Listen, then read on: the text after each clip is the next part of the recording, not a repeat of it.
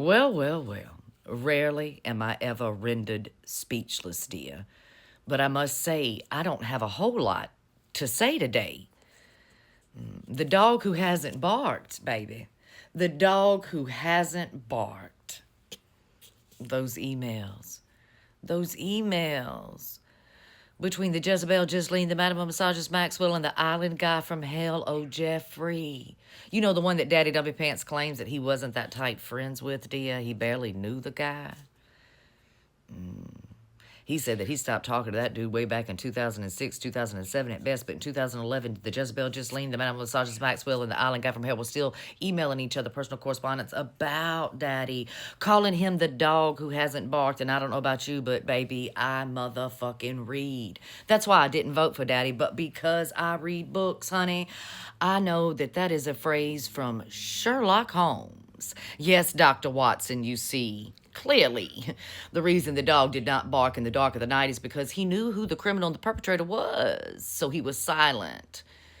They were throwing shade Daddy's way. They could not figure out after Daddy spent hours upon hours with young ladies in Epstein's home alone, and I don't know about you, but I don't have any friends that I'm that fucking tight to that I can come to and say, hey, can I have the keys to your house for the day? I've got a young lady in which I need to play.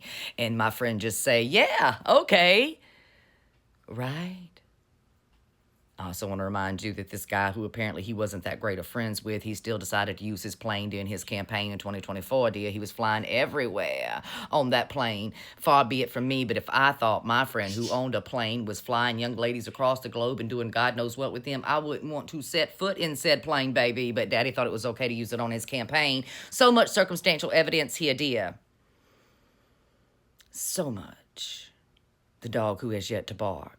But I do believe today that hit dog is going to start to holler in a most fabulous way. Hell, he might have to go commit a war crime today and blow the fuck out of Maduro just so you stop looking those files way.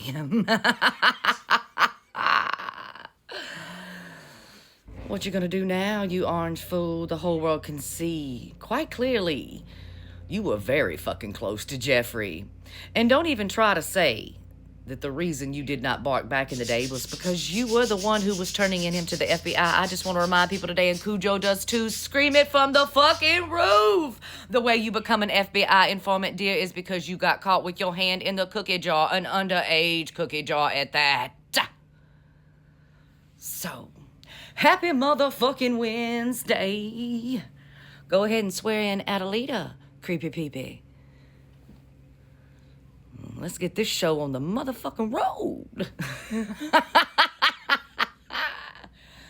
I mean, at some point, honey, at some point, even a deaf and blind motherfucker can hear and see with all that circumstantial evidence.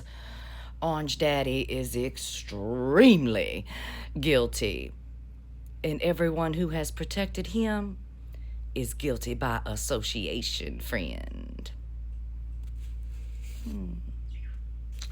It's time to impeach, convict, remove the entire fucking pedo-protecting crew. It is Wish a Motherfucker Would Wednesday, and the motherfucker's dead, so I'm ready to play. I thought I didn't have much to say, but it turns out, baby, I could talk about this shit for days. But I'm gonna take a break and go find you some more tea. I'll be back expeditiously.